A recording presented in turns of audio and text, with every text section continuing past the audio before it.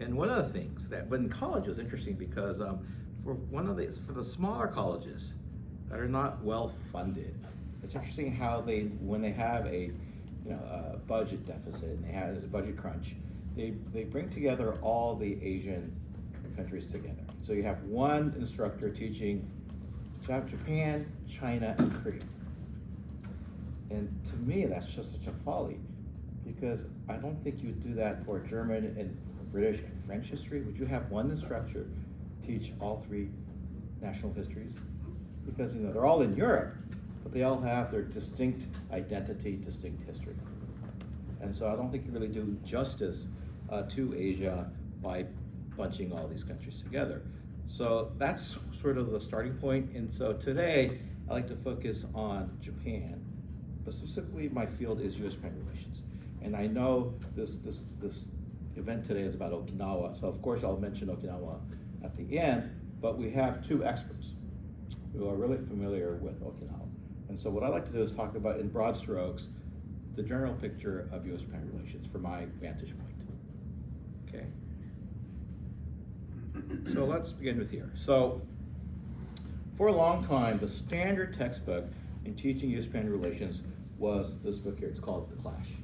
And it was by Professor Walter Lefebvre, who is considered to be a revisionist historian, so-called the New Left. And as a revisionist historian, his emphasis is on the economic relations. And he is not a Japan expert at all. And when this book came out, it was sort of like, I was in graduate school. And it was a real shock because the title was The Clash. And from his perspective, U.S.-Japan relations was just a whole bunch of clashes. And as a graduate student studying U.S.-Japan relations, I was thinking, oh, that's not the way I see it. That's not really a clash. And so finally, was it 3 years ago, I was finally able to participate in a compiled volume titled The History of U.S.-Japan Relations, but the catalyst was the Clash book, because I did not agree with this hypothesis that U.S.-Japan relations was essentially a clash. And of course, you can't deny that there was a clash, and there was a major clash. That's the Pacific War. But other than that, I think it's a very special relationship. And I think when you look at the very beginning, we should not overlook the fact that it was the United States who chose Japan as its partner in Asia. Other European countries chose which country? China. Britain, France. Why? China was much larger. Right? But the Americans who were creating policy at the time, it wasn't about size, it wasn't about markets. It was about, geostrategic. When you look on the map, Japan was the closest Asian country to the United States. And it made a lot of sense. So it was the United States who reached out. And in the bilateral relationship, so the Lefebvre book came out in 1997. Was it really a clash? So could you keep that in mind today as I give my talk? Was it really a clash, overall? And I would beg to differ. And as I have written here, I believe this understanding is incorrect. And there's been, a few, of course, major issues, but it's been basically a solid and fruitful relationship. Okay? And as Ambassador Mike Mansfield, and this is an ambassador that I really, really respect, he referred to U.S.-Japan relations as the most important relationship, bar none. Okay? But of course, he was not the first to recognize the importance of this relationship. And so in the limited time that I have, I'm going to cover 6 issues, 6 points, to talk about the very beginning of the U.S.-Japan relationship, and talk about the dark decade, okay? This is like a relationship, so you got good moments and you have bad moments, right? So, and of course, it's not all, the U.S., Anglo-U.S. relationship is a very strong, special relationship, but the United States has fought how many wars with Britain? Well, independence, and they got the War of 1812, and they had the Suez Crisis, right? So it's not been all, being friends all the time. So I'll talk about the time where Japan and the United States were not friends, but then we forged their friendship. This is the post-war period. In Japan, post-war means 1945. The Japanese term is Sengo, so S-E-N-G-O. And the word post-war can mean a lot of things in different countries. But in Japan, it's Pacific War, and the war ends in 1945, August. Even though the signing of the armistice was in September, most Japanese view that the end of the war ended at August 15th, 1945. And then I'll talk about today's world, okay, shifting geopolitics. And even though I've been trained as a historian, I'm not your typical historian. I do what is known as what I call applied history. So it's not just remembering facts, it's actually learning from history, applying it to understanding the world that we live in today, and using that as a tool to peer into the future. So I believe that history has a utility. And it's not just about mundane, remembering dates and whatnot. So as a historian, I like to sort of peer to sort of analyze today's world and what's happening in the big picture. And then, last but not least, talk about Okinawa, past and present. Okay, and then the Quo Vadis, where are we headed to? And I'd like to have time for ample discussion afterwards. So if you have questions, please do not be shy, and let me know, because I learn a lot from this discussion as well. Now, the beginning is obviously Perry Harris, but it goes beyond. Before this, President Andrew Jackson was the first U.S. president who clearly, in his mind, saw the importance of Japan. And it was because the Manifest Destiny, and this was actually United States, before the United States had actually reached the West Coast. So you have, America, you had the Louisiana Purchase, and you had a president who's always looking beyond, because in his mind, eventually the United States will reach the Pacific. But there's something that lies beyond there. And so he had this deep interest in contacting Japan. He was only able to do so in the 1830s. And the United States sent several missions to Japan. But Japan at that time had a policy of sakoku. It was like Japan's COVID policies. You couldn't get in, you couldn't come out of. Okay, just joking. There's a person from the consul general, so I don't want to upset him. But yeah, so it was, and it's called sakoku, seclusion policy. And so the American visitors were kindly turned away. Actually, the second guy, Japanese fired cannonballs. And so the third mission was sent by Commodore Matthew Perry. And he perhaps is the most important person in the initial phase of U.S. Japan relations. And he, everybody, a lot of these other people in the United States at this time thought China is the game, because Britain's in there, France is in there, we're gonna lose out. But Perry said, no, we're not an imperialist power. We're not going there for a land grab. We want to go there to establish a trade relationship. And what was important with Japan? Does anyone have a clue as to what was important? What was a major industry? Coal? Well, coal is important, but whaling was very important. And all the whales on the Atlantic coast had been already fished. And so the whales were going out to the Pacific, and they needed ships to chase these whales. And that's where the coal comes in. Because they needed places to store the coal, and also you need water, you need food. And if the weather was bad, they wanted to shelter in Japanese harbors. But the Japanese government would not allow this. And therefore, Perry wanted to go up and open Japan to allow American whalers to be able to pursue their trade. Perry took 5 large ships, and these were not sailing ships. They were paddlers. It was very advanced at that time, and they billowed black smoke. And of course, Perry did this wonderful job where, you don't use steam when you're going into the harbor. You use sails to conserve energy. But he put his sails in, he intentionally billowed smoke so that the Japanese would be in awe of American technology and power. So he was a tremendous performer. The Japanese were, of course, very surprised. They had never seen ships without any sails that were moving.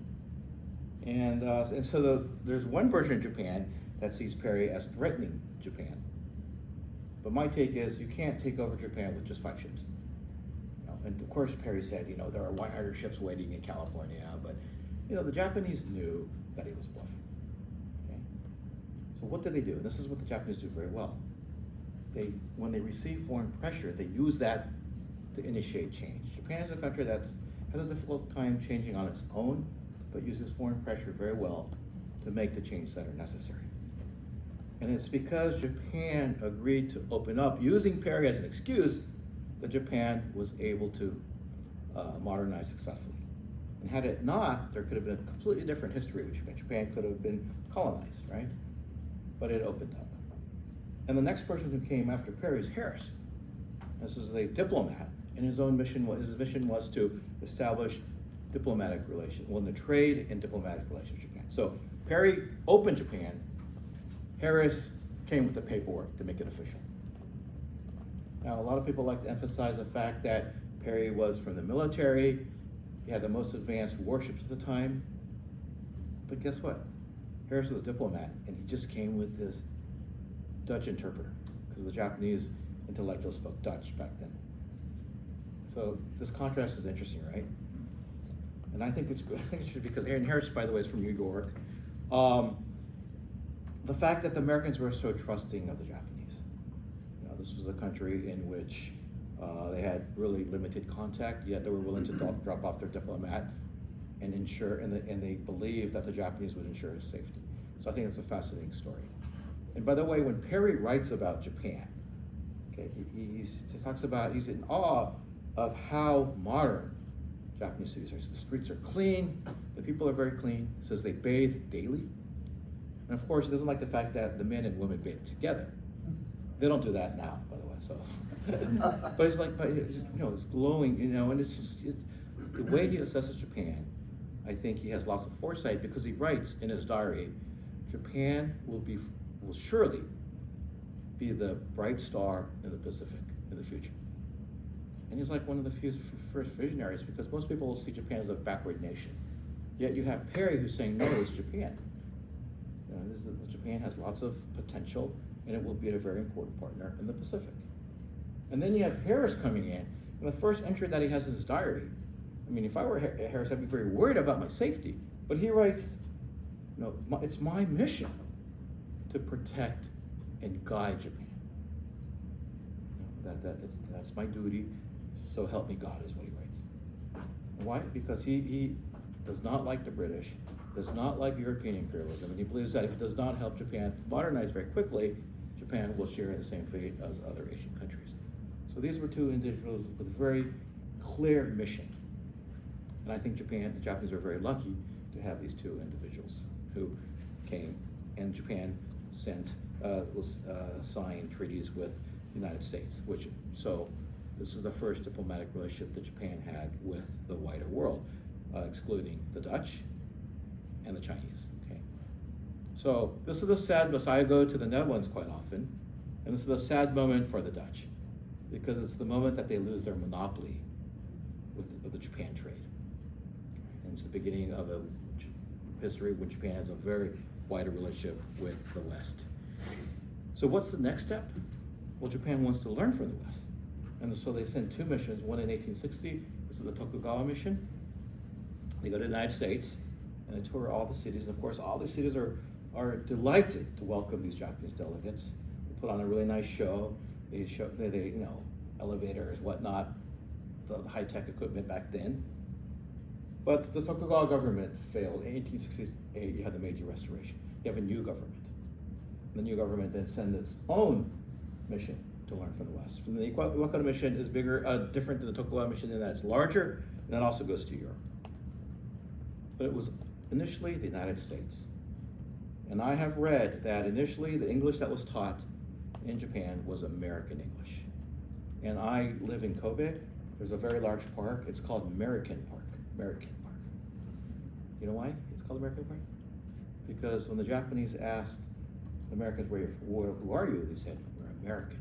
But the Japanese could not pick up the A and became American. And now the Japanese call the Americans Amerikaji, so I think American is closer. The way Japanese pronounce it is closer to the actual pronunciation. And flour is called Merikenko, so American powder. And that's flour because it came from the Americans. To jump a little bit, so if U.S.-Japan relations was so close, what happened? Because now you have, when we look at Japanese English, there's lots of British influence. What do you think the major change for that was? And then later, Japanese textbooks become British. They incorporate British English in the curriculum. Anyone like to venture a guess?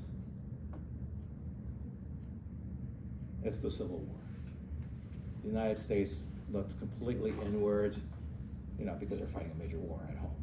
And that's when the British come and they say, okay, Japan is important, has more potential than China, so let's sort of fill up the vacuum that the United States has created. Also, during this period in the late 19th century, you have immigrants, especially to Hawaii. And back then, Hawaii is not, of course, a state, it's the Kingdom of Hawaii.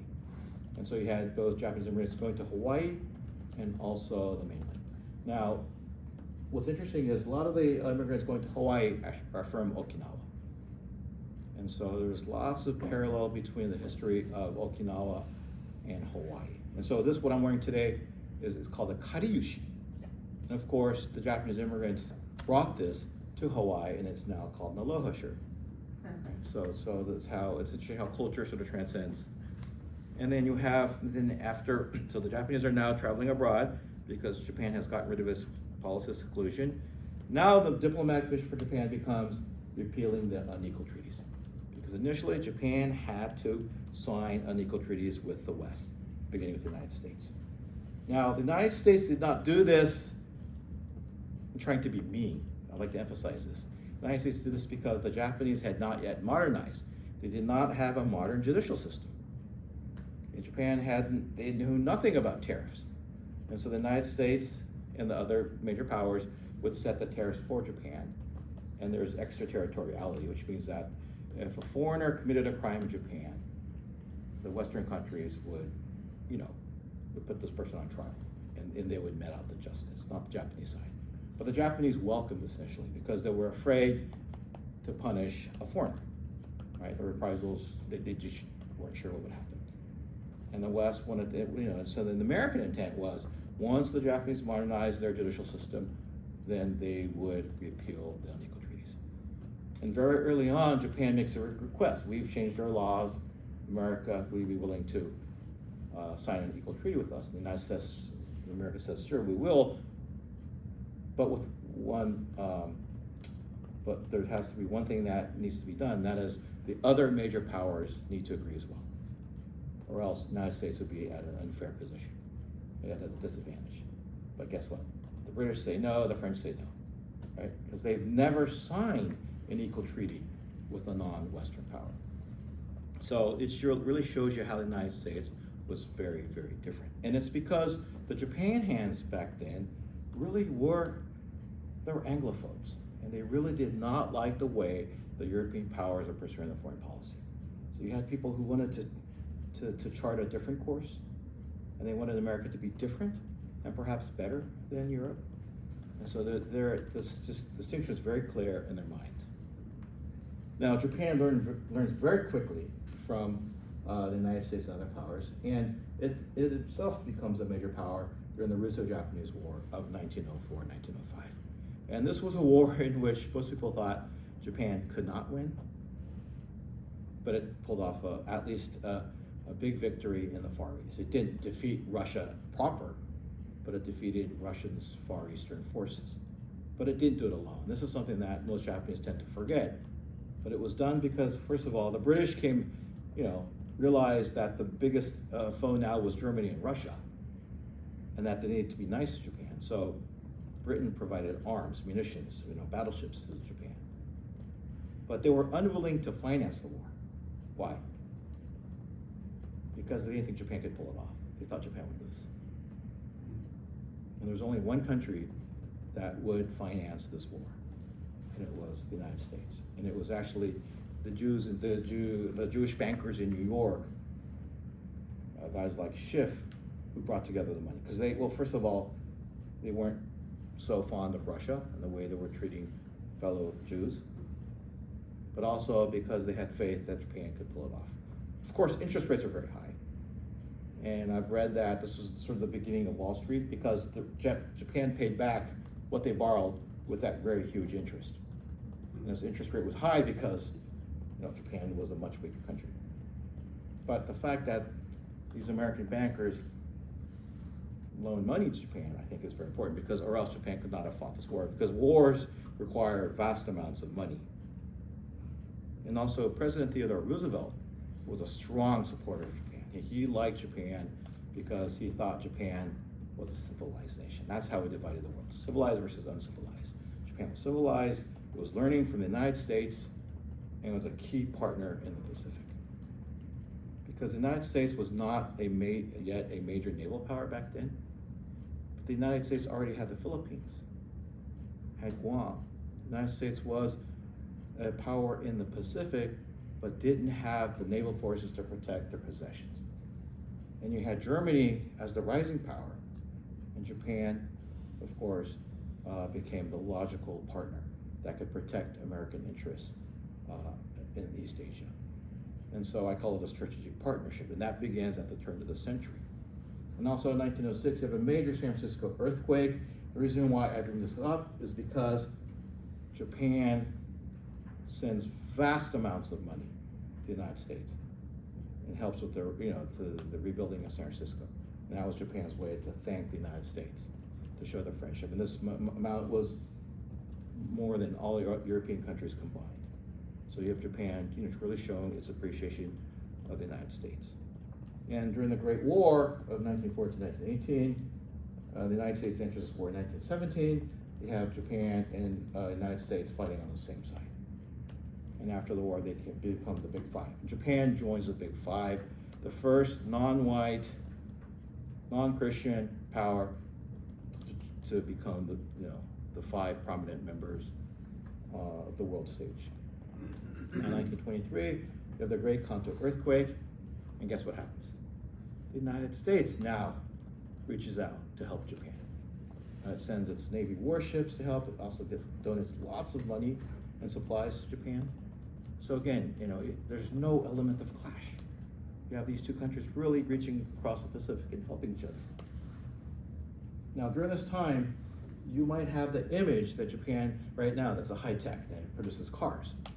But back in this, until up into the 1930s, Japan's largely, the United States is Japan's largest trading partner, but it exports silk and textiles. So in 1941, when you have the Japanese attacking Pearl Harbor, you don't have a modern, technologically advanced country fighting a war. You have a country that's largely agrarian. So that's the point.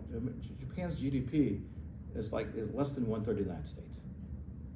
You have a very, very small power challenge the United States, and perhaps that's something that we could talk about later, why Japan did so. But one of the reasons, of course, I think, is the crash of 1929. Okay, the Great Depression has profound impact on global politics, and it's because these countries start to create their own blocks. You have the British creating the sterling bloc, you have the United States with it's not really a dollar bloc, but the United States is so huge, it has the policy, it can pursue the policy of not trading with the world. It can look at inwards. Okay, and Japan needed to trade to survive, and with the high tariff, the Smoot-Hawley tariffs, Japan is really put in a bind. And that's the beginning of the so-called Dark Decade. Now, when we talk about this Dark Decade, a lot of people like to launch right in with the 1931 Manchurian. This is when Japan starts to make inroads into the continent. But I think we should not overlook the 1920s. In the 1920s, when it's typically taught in schools, it's called a period of international cooperation. And that's because of the Washington Treaty Conferences, where you have this major disarmament conference, you have these major powers agreeing on how to act in China.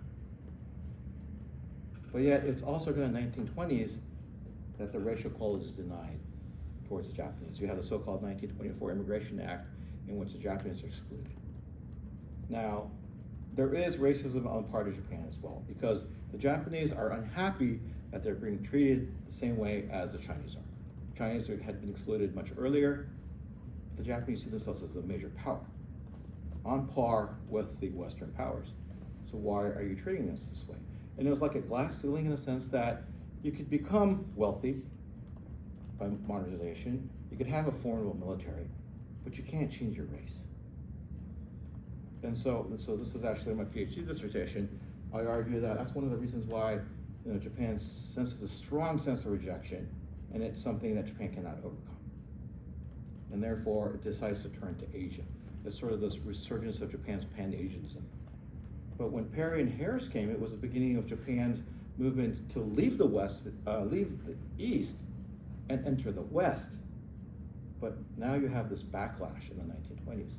But the leaders who were in control in Japan during the 1920s realized, they were realists, and they realized the importance of U.S.-Japan relations, that they could swallow their pride.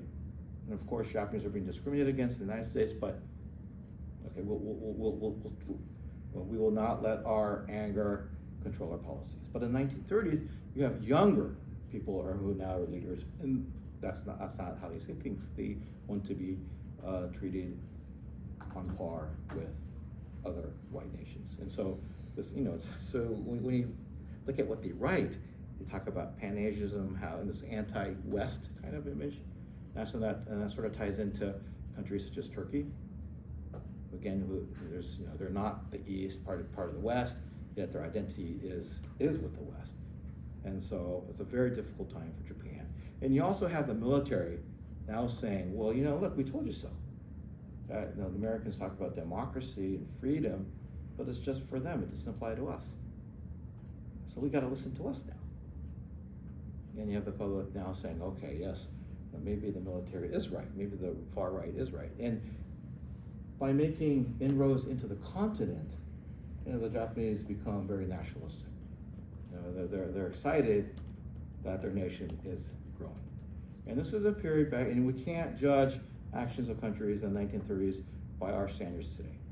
And back then, you grew by taking over land, right?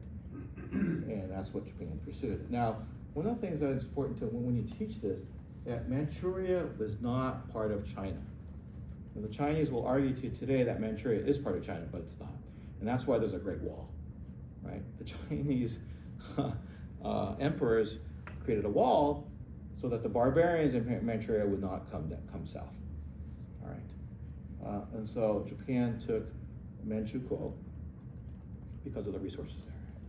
And it wasn't a land grab per se. They created a government that was pro-Japanese, and they ruled Manchuria through there. And of course, the other Japanese colonies, of course, were Taiwan and Korea. There's Japan annexes Taiwan in 1895, and then Korea in 1910. Now, one of the things, if you want to go deep into this, I would argue that the term colony is not perhaps the correct term to use for Japan's overseas territories.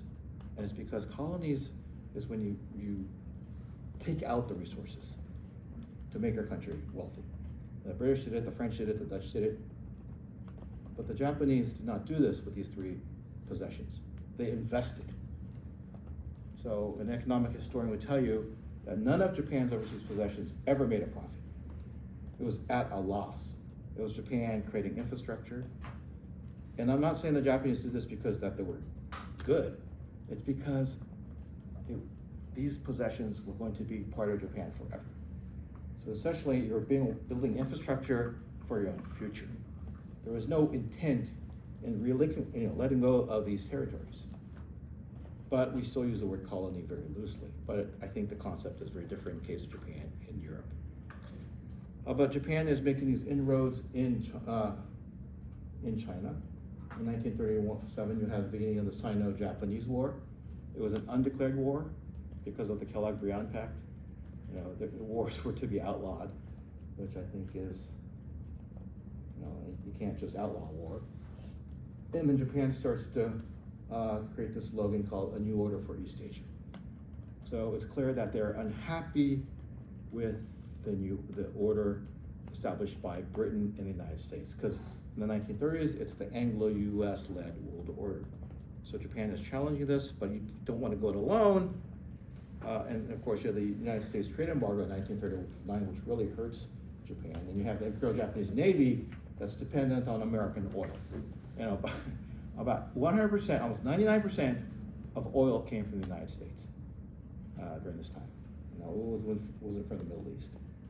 And so Japan is seeking a partner, and it believes that Germany, and Italy, but of course Germany is the key partner, is the solution. And historically, Germany and Japan are not very close. After the first Sino-Japanese War of 1895, it was the Germans who intervened with the French to take away Japan's possessions. In World War I, they're enemies, right? So there's lots of mistrust, but yet these two countries they came together because there's a greater threat, and that was Britain and the United States. I think it's really important to re-examine this period because I think what's happening in the world today is sort of, in a way, a repeat of what's happening in the 1930s. Because when I go to these international security conferences, the rhetoric that the Chinese generals and their diplomats use really, in my mind, echo what the Japanese were saying in the 1930s. How international law is unfair because it was created by the Americans, and it was created to suit American national interests. How this international order is unfair, again, because it was created to suit American interests. And so, this Chinese now approaching Russia, they don't trust each other. They don't necessarily like each other. But they're forging this bond because there's a greater threat, external threat, and that is, of course, the United States and its allies. So, and that's what really worries me, because we know how this ended up. And this war in Ukraine can, of course, expand, and could also involve Asia and become a greater war, which we definitely want to avoid. Now, in Japan's case, diplomacy continued until November 1941. Cordell as the United States Secretary of State at the time, he sent an ultimatum to Japan, which the Japanese could not swallow. And you had a Japanese foreign minister who was not pro-war. He says no choice but to rise. Of course, the diplomacy is very intricate. I'm not doing justice by talking about it in just 10 seconds, but diplomacy fails at this point. And what's important is the Japanese admirals and generals had agreed on war much earlier, but they couldn't proceed without the top diplomat of Japan coming aboard. And so it's a key moment when Japan decides, okay, we're going to cross the Rubicon. And of course, Japan attacks Pearl Harbor, and that's a date which will live in infamy. In looking back, the United States in the late 1930s was very, very isolationist. It was Charles Lindbergh and the America First movement. They didn't care what was happening in Europe. And America was just about America. And so Japan really changed the sentiment of public opinion by attacking Pearl Harbor. So in hindsight, perhaps maybe it was good that Japan did this because it allowed democracy and freedom to continue. Of course, we paid an enormous price for this. But in the end, I think you could argue that it was for the good. And of course, you had Hiroshima and Nagasaki, the two bombs that were dropped, atomic bombs. The United States had, of course, more atomic bombs. And the Americans were planning to use them, but Japan made a decision to quit the war there and then. Now, I am in a very unique position because I believe that the two bombs were necessary. Looking at the Japanese military, especially the hardline in the army, I believe they would not have surrendered if the two bombs were not used. So I think and it saved lots of American lives for sure. I mean, the war was getting very bloody as it was approaching the Japanese mainlands. Iwo Jima was bad, Okinawa was worse. And so I think it was a sad but necessary decision. And I also argue that it was good that the Japanese ended the war when it did because the Russians come in, right? Japan surrenders on August 15th, the Russians come in August 17th after the war. And there's this very interesting story about, there's an island called Shimushu, which is, when you look at Kamchatka, the first island, which was possessed by Japan in 1945, there was a garrison of 3,000 Japanese troops. And the war had ended, so the soldiers weren't required to fight, but the commander says, this is going to be an all-volunteer thing. If you want to fight to protect the future Japan, I need your help. And they fought very bravely. They were all decimated in the end, but they held back the enemy for 2 weeks, which was enough time to bring the Americans in, right? So Japan could have lost all of Hokkaido had they not surrendered when they did. So that's another if of history, the trajectory that the history could have taken. And Japan is occupied by the United States. Again, I think this makes this relationship very special. 7 years of occupation, and it was not like Iraq. A lot of people made comments about how this new occupation in Iraq is like what happened in Japan, but no. Okay. And because I think the Americans were smarter back then, they did not dismantle the Japanese military. When you look at old photographs, the Japanese army was in charge of security. Okay. In Iraq, we dismantled the Iraqi army, right? Okay. And so you had, and of course you had the American army, of course, surveilling the Japanese army. But this was, I think, it's the key part of making this operation a success. Also, Japan had a history of democracy already. It was just a matter of bringing back these democratic leaders, giving them power. And a lot of the policies implemented during the U.S. occupation are still, the Japanese schools being 6 years of elementary school, 3 years middle school, 3 years high school, was brought in by an educator from, I'm told, somewhere in New York, 633 system, which Japan did not have prior. So lots of heavy influence in creating this to Japan. Of course, MacArthur, as the occupier, wanted to make sure that democracy would remain in Japan, and that Japan would never become a militarized power. And I guess it's the latter, which is a problem now, because the world is changing, yet the Japanese are very reluctant to become a formidable military power in the Pacific. Okay. And then let's go to forging a new friendship after the war. So the Prime Minister, there's Prime Minister Yoshida, who was given a state funeral, by the way, and Prime Minister Abe was given a similar state funeral September 27th. A little bit different in the fact that Abe's state funeral was, I think, really divided the nation as to the pros and cons of doing this, where Yoshida, it was undivided. It was because he really guided Japan when Japan was ravaged by the damage of the war. And he's the one who creates what he calls the Yoshida Doctrine, which is Japan's post-war guiding principle. And it was to have limited rearmament, and its foreign policy would be based on strong U.S.-Japan relations. And I would argue that Japan has followed this doctrine to this day, where U.S.-Japan relations remain the core. And Japan was also helped by the Korean War, which really allowed Japan to relaunch the economy. And I always tell my Korean friends, half jokingly, it's like, Japan benefited so much by the sorrows of the war in Korea.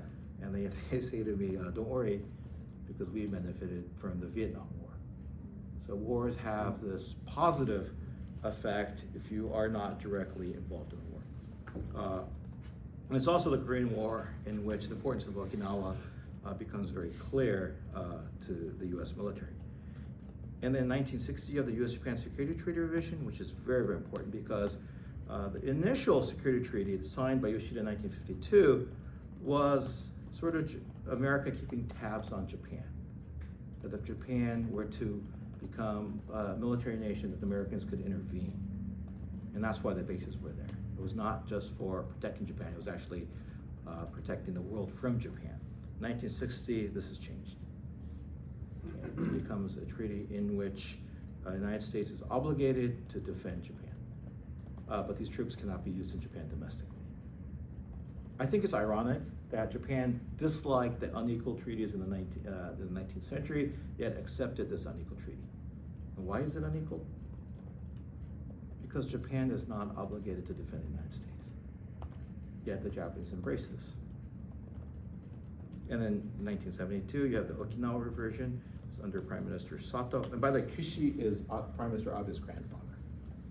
Oh. Yeah, and that's why he has a brother named Kishi, who was defense minister until very recently. And the Okinawa reversion is, of course, very big. This is a deal made by Nixon and Sato.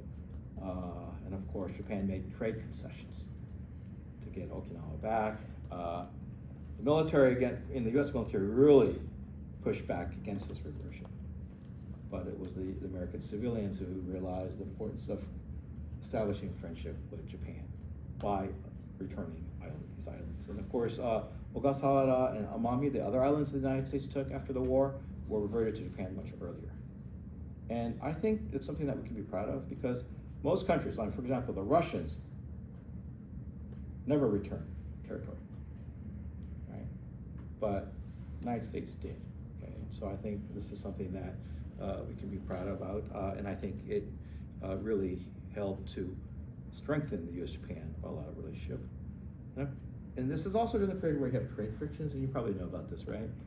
It was really bad in the 1980s, especially, where you had people smashing Japanese cars, and this was because Japan became an economic giant. It had 18% of the global economy at its zenith.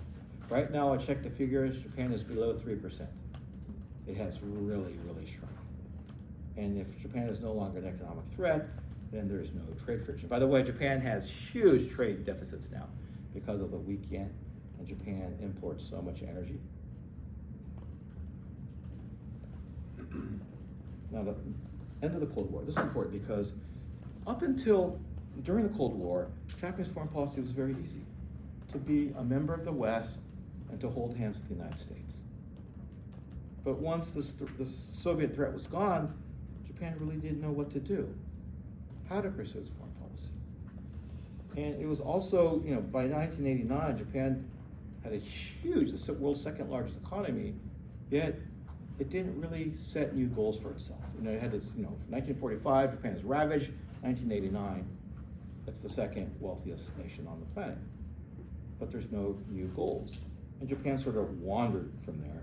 And I think, to agree, that continues to this day.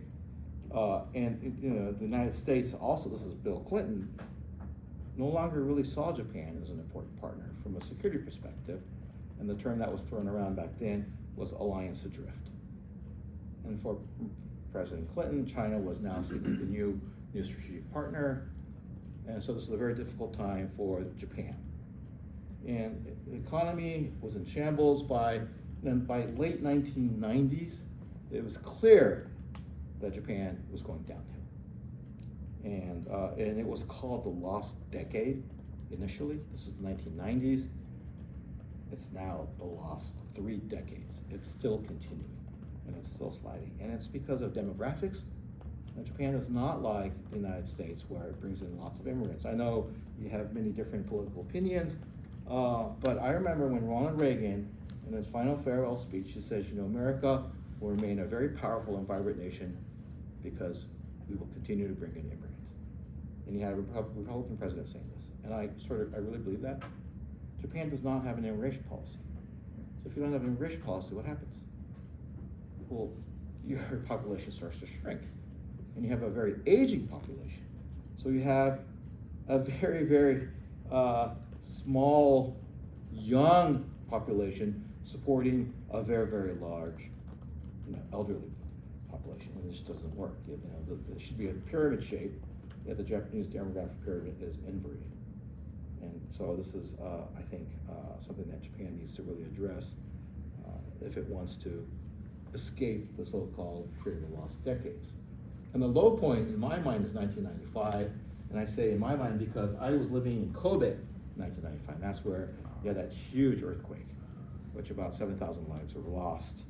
Also in Okinawa, you had the anti-base protests, because a young Okinawan girl was raped by a U.S. serviceman, and it became a tremendous movement. And also in Tokyo, you had the sarin attacks, where you had a religious cult using sarin gas to kill people. So it was like 3 things happened in 1995, and to me, that was a tremendous low point. I'd like to also stress that 1995 showed Japan's weakness. Its freeways collapsed. And then when the pillars broke, instead of these metal rods, you had aluminum cans. And it was because in the period of Japanese rapid economic expansion, there were a lot of shortcuts that were taken. And it sort of destroyed this myth of Japan being superior and better than the United States. And this is because in California you had the Northridge earthquake, the Loma Prieta earthquake, and I remember the Japanese media saying, "Oh, this would never happen in Japan, that our freeways are built better," and that wasn't the case. So it really brought humility to Japan. And now I think Japan is, the way it's changed its laws, building codes, it is perhaps the most earthquake-resistant nation on the planet. And even the 2011 earthquake, that it was a tsunami that did most of the damage. You know, I think most other countries, had they suffered a magnitude 9, you would see a lot more people, a lot more damage, a lot more people killed. I believe less than 100 people were killed by the initial earthquake itself. So you know, Japan does learn from its mistakes and sort of builds upon its experiences. And I'll talk about what's going on now. So one of the things I'd like to highlight is 9/11, the war against terror. It was Prime Minister Koizumi. He's one of the prime ministers that I really respect and admire because he really showed leadership. When the Twin Towers were hit, Japan was the first country to express, well, first of all, sympathies to the United States and also show their support. You had Prime Minister Koizumi saying in a statement, we feel your pain and we stand with you. And I thought that was wonderful because his bureaucrats said, Prime Minister Koizumi, let's wait and let's assess the situation. And let's see how other nations react. And Koizumi said, no, I'm not gonna wait. The United States is our friend. We're gonna come out and I'm gonna tell the American people what I think. And Japan, this is sort of the moment where Japan starts to change it's the way it approaches the world when it comes to security issues. So Japan cooperates a lot in those anti-terror programs. It sends warships to Djibouti to sort of, to prevent the spread of terrorism and whatnot. And this also still continues. And it sort of changes the Japanese mindset. From a military perspective, it's probably from the late 1990s with Japan sending its first peacekeeping operation soldiers to Cambodia. It's called UNTAC. But I still remember the UNTAC debates. The Japanese are debating if they should take rifles to Cambodia and how many bullets each soldier should have. This was the level of the argument that was taking place, and I'm thinking, for the military, you have to take your rifles, and there should be no limit on ammunition that you take. But Japan was at that time not at that level. And so things start to change. But then, of course, you have the Great Recession, which I think was a turning point globally. And then you had President Obama. It's a turning point from the U.S. perspective because I think historically his comment that we are not the policemen of the world is sort of the beginning of America abandoning American exceptionalism, which could be both good and bad. But it was Theodore Roosevelt who said, we are the policemen of the world, we have responsibility. And he had Obama saying, no, we're not. And so you had Syria and whatnot, where he said there was a red line, but there really wasn't a red line. But then again, Obama did a lot when it came to the environment. So it was security issues in which he was reluctant to get involved. But other than that, he was very, very willing to sort of engage the United States. But then you had President Trump who says, I am not the president of the world. And he was no longer interested in engaging in the environment and other things. So this was, I think, a very important shift. And it was during this period in which Japan suffered the 2011 East Japan tsunami in the United States, which launched Operation Tomodachi. And this was a massive, massive operation. And I've spoken to the Japanese Navy, and they tell me that had the United States not sent their aircraft carrier, the human toll would have been much, much greater. Because Japan only had 3 large supply ships. One was under repairs, one was in training, far away from Japan. So they had only 1 supply ship. And the United States aircraft carrier could carry, tons of supplies and tons of people to help out. And that really, I think, in my mind, was a positive turning point, where the Japanese people now saw the U.S. military from a different perspective. And I think that friendship continues to this day. And I think the American soldiers themselves, seeing the Japanese people being very, because usually they're on base, and they might go out drinking, but they don't hang out with the local Japanese to this level, was, I think, a catalyst for change. And now you have President Biden, who has reconfirmed the importance of the alliance, but of course, the world is changing drastically with the war in Ukraine, and of course, you have the rise of China. Okay, and I guess the big question is, will he be, or can he be, the leader of the West? Does he have what it takes to lead the nations with shared values? And this changing geopolitical landscape, actually it's the same slide, sorry, okay, so And then with that, I'm gonna go to Okinawa, past and present. Just wanna show you, Okinawa is very long. It goes from here all the way to here. That's about 800 miles. In the past, Amami was also part of Okinawa. So it's very long. It's in Yonaguni is the furthermost island right here. And you actually see Taiwan on a sunny day. So that's only about 80 miles away. On a big map here, you have Japan proper, and then you have Okinawa down here. So Japan, a lot of Japanese people like to see their country as being very small. It's smaller than the size of California area-wise, so it's much smaller than Texas. But yet, from north to south, it's as long as the United States from the East Coast to the West Coast. So that's the geostrategic importance of Japan. And if you're from China and Russia, you have Japan sort of blocking access to the Pacific Ocean. And that's why it's very important. And Okinawa is the main island, and this is a large blow up of the main island of Okinawa. Again, very, very narrow. And the reason the term Okinawa comes from the fact that Nawa means rope, and Oki means shore. So so from a boat, it just looked like a long rope out on shore, and that name sort of stuck, Okinawa. Okay.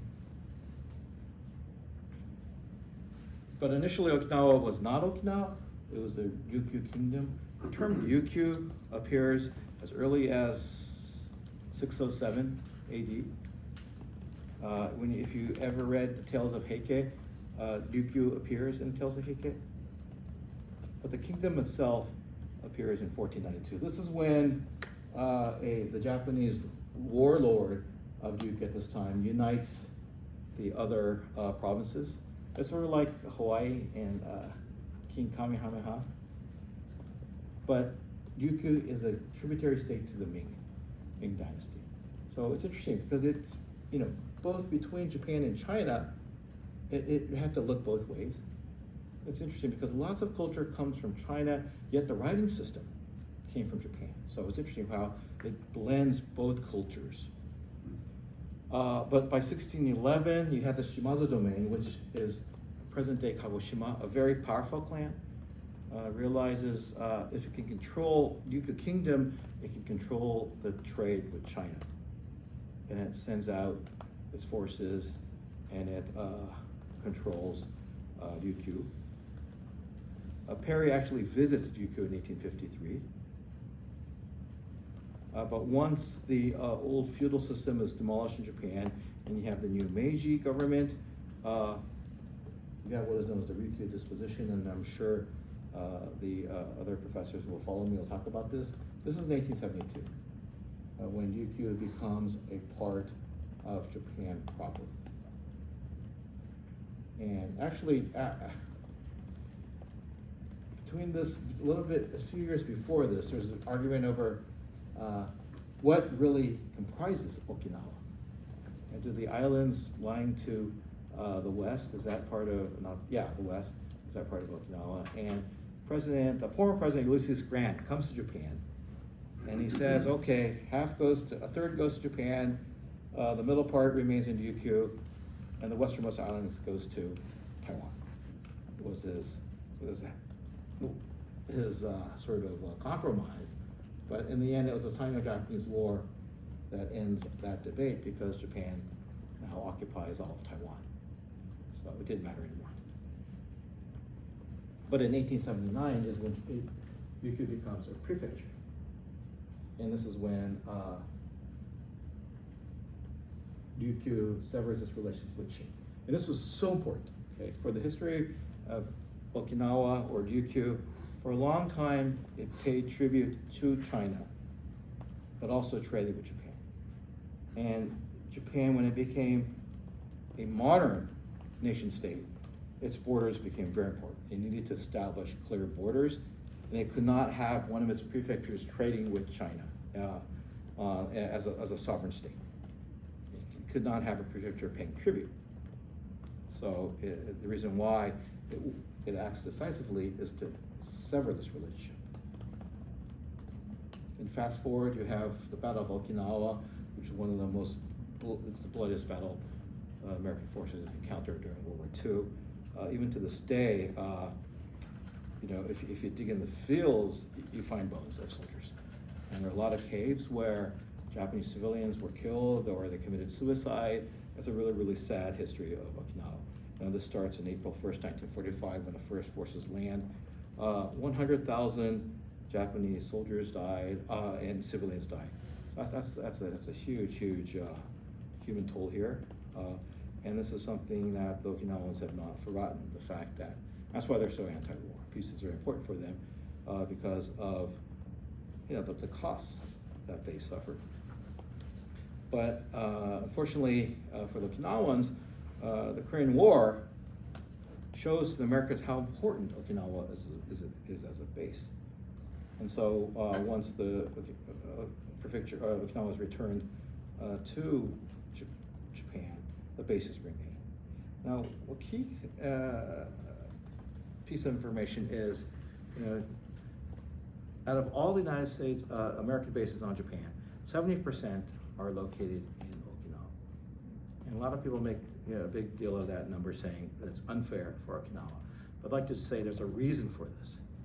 And it was because before Okinawa was reverted, you know, lots of Japanese, the other prefectures on the mainland of Japan had their own anti-base protests. And the Americans, to accommodate these protests, moved their bases to Okinawa because Okinawa was part of the United States. It was easy, you know, easiest thing to do.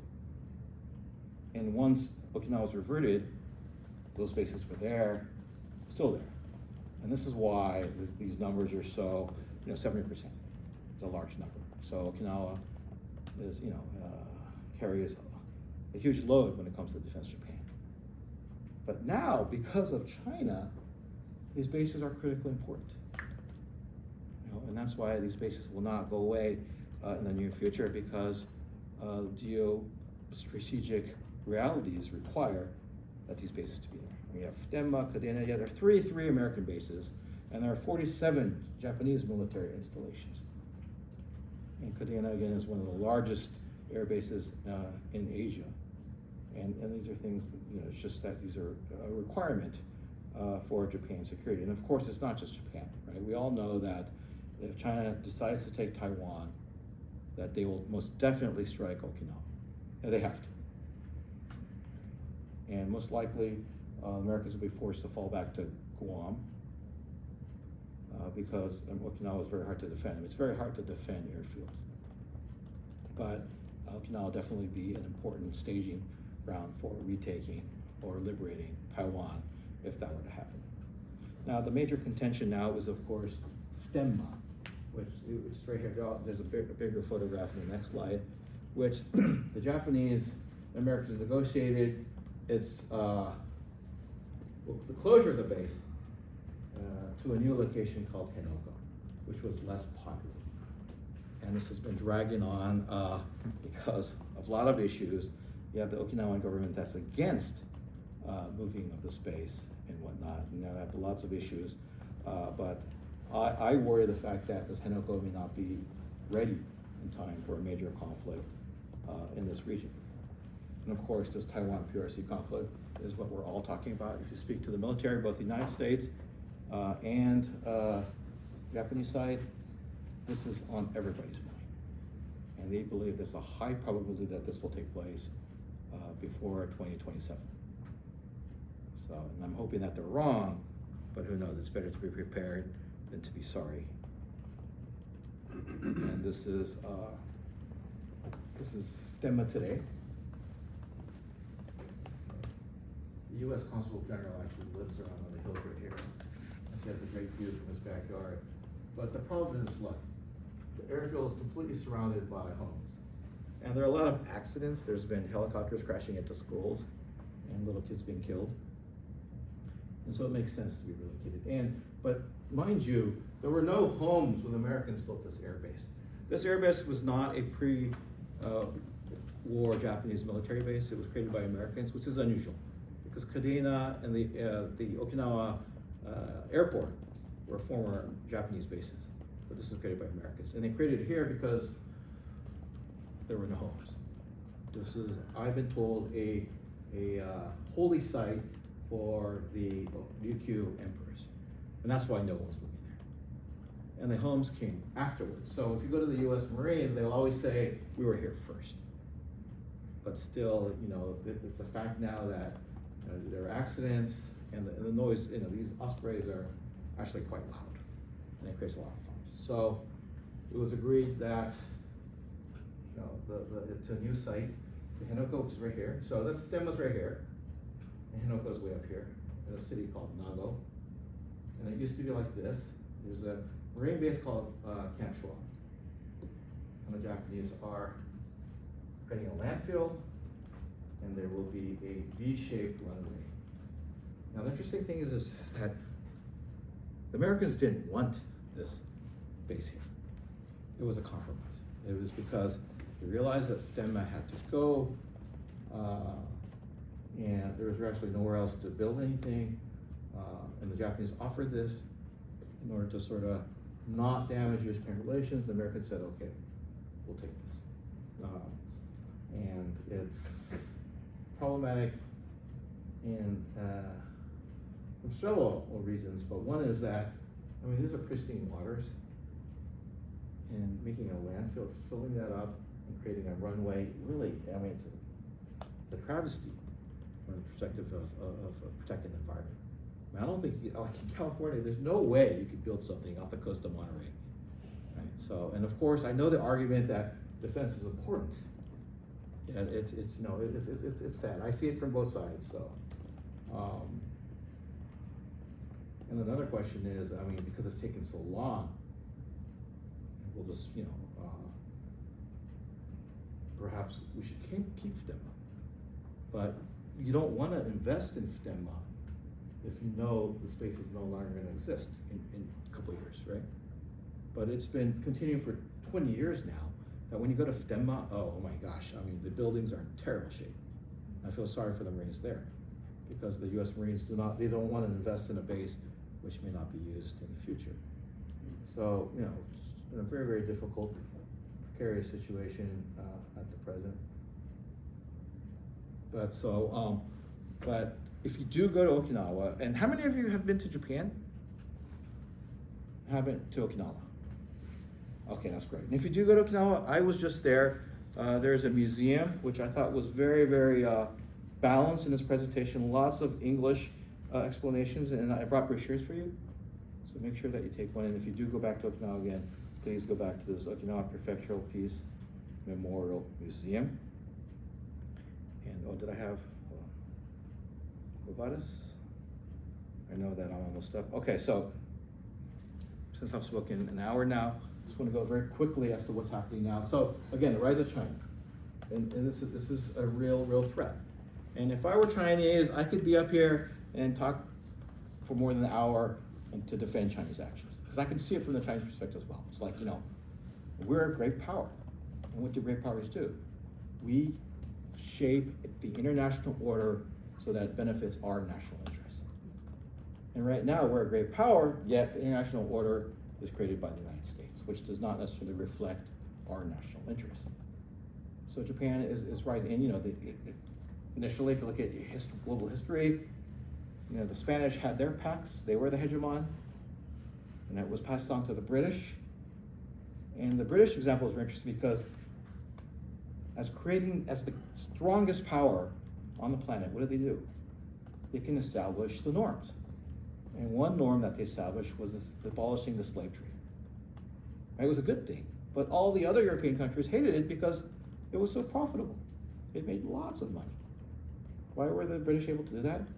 Because they had the naval power to do so. They could enforce it, and they were so strong, other countries had to say, okay, we'll accept it. But this is what major powers do. The United States, when the powers, from Pax Britannica to Pax Americana, and by the way, from 1917 to 1945, you have the two countries sort of holding our partners in creating the world order, right? And after 1945, America made sure that Britain would not regain its territories, its colonies.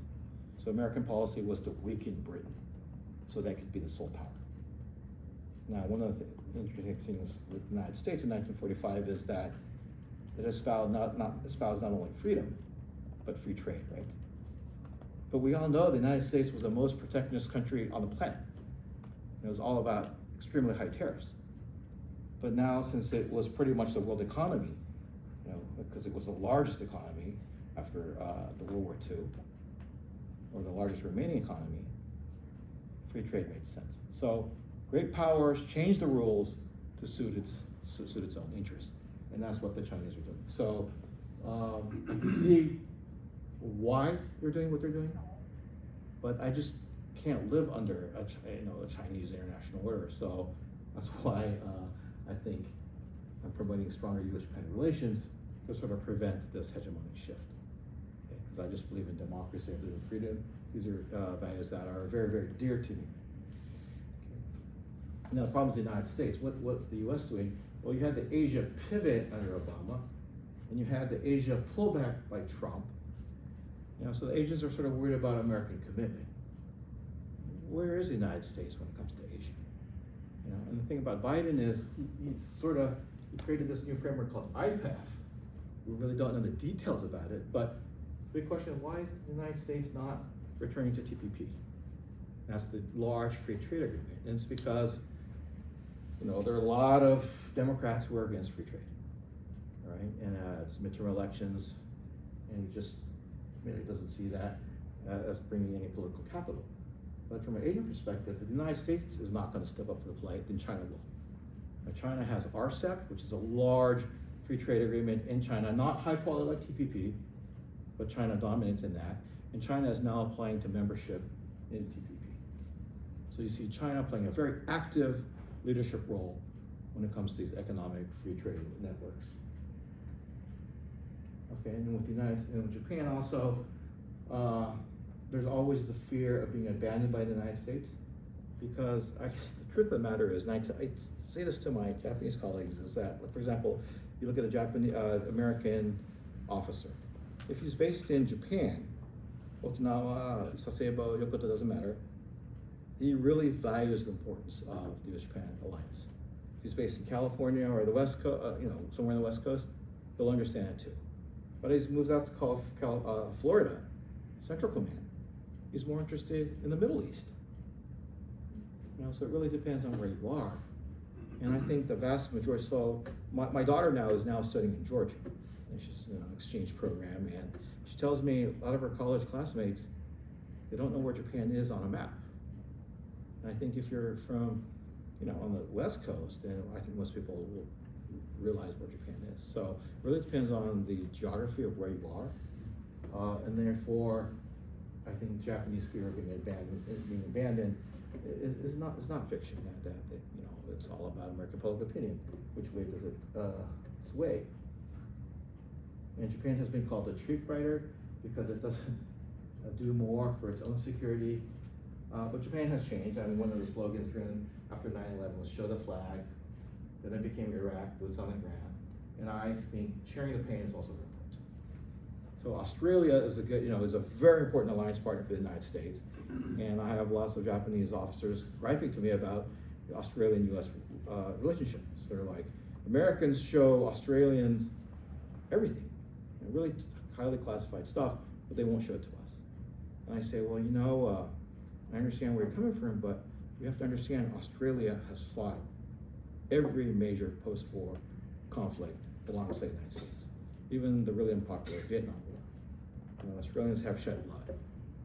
Japan's post-war casualties is zero, right? So that's the thing, sharing the pain. And if Japan wants to be on that level where it's more than a friend and it's actually a brother, with me, it probably has to pay this really, really ultimate cost of really actually shedding blood to sort of protect what we endear. And that would require, of course, constitutional revision. And this is where I'm very harsh towards Prime Minister Abe, because he did a lot, but he didn't revise the Constitution. And it's Article 9 of the Constitution that prevents Japan from becoming a full-fledged normal power. That's the key political science term. A nation that's willing to use force to protect countries that share values with it. So right now, if Japan cannot defend Taiwan, for example. Even though Japan has this colonial legacy that it owes to the Taiwanese. And many Taiwanese died as Japanese soldiers during the Pacific War, yet Japan cannot legally protect Taiwan if a conflict there will arise. Now, Japan can protect the United States, but that's the only exception. And there you have bolstering of the line, you have the Quad Alliance, which is not really an alliance because you have India in there, and India is it's pursuing its own narrow self-interest. So we have all these, Australia in there, Japan in there, but they're all sort of looking different directions. You have FOIPs, which is a free and open Indo-Pacific strategy, but the Japanese conveniently omit the S. It's FOIP. There's no strategy because the strategy is directed towards someone, and that, of course, is China. So in Japan, you have people who are sort of worried of upsetting China because Japan is so dependent on China for its economy. And this is really the difficult part of Japanese foreign policy. They're dependent on the United States for its security, yet it's dependent on China for its economic well-being. So how do you balance the two? That's a very, very difficult question which Japan has to face. And AUKUS, of course, is the new grouping with the United States and Australia. And I think Japan should join this AUKUS and call it JAUKUS, but that would require a constitutional revision. Okay? And it's a very important framework because it's about nuclear-powered submarines, and it's a very high-level military alliance. So, but in the end, it's about changing Japan's security identity to one that is, so that it can play a more active role in sustaining peace. Instead of just being a bystander, I believe Japan should do a lot more. And sorry I've gone over my time, but thank you for being such a great audience. Okay. So is there time for Q&A or? Is there time for Q&A or? Yes, yes. Okay, sorry, yeah. If there are any questions.